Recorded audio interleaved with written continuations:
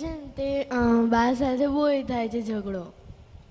બાને માફી માંગ, પ્રતિક્રમણ કર.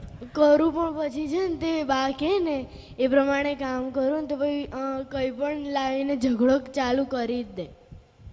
બા કરે કે તું કરે? બા પહેલાં બોલે મને.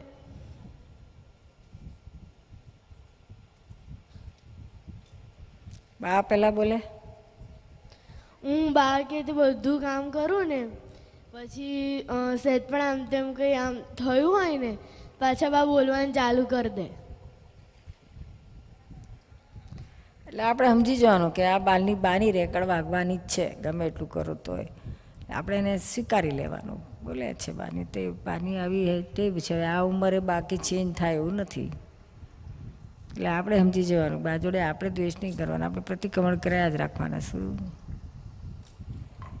પ્રતિક્રમણ કરો ને તો પણ પછી અંદરથી એવું બધું થાય ને પછી નહીં રહેવાતું. ગુસ્સો આવે બા ઉપર, પછી રડવું આવે. કોઈ વખત. બાને રડવું આવે? કોઈ દિવસ નહીં. ઓહ, એટલે દાદાનું સૂત્ર શીખી લે, ભોગવે એની ભૂલ.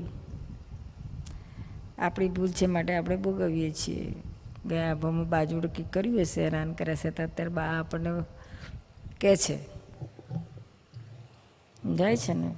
હા, દાદા ભગવાન પાસે શક્તિ માંગવાની કે મને બાના દોષ ના દેખાય, એવી શક્તિ આપો. જય સચ્ચિદાનંદ.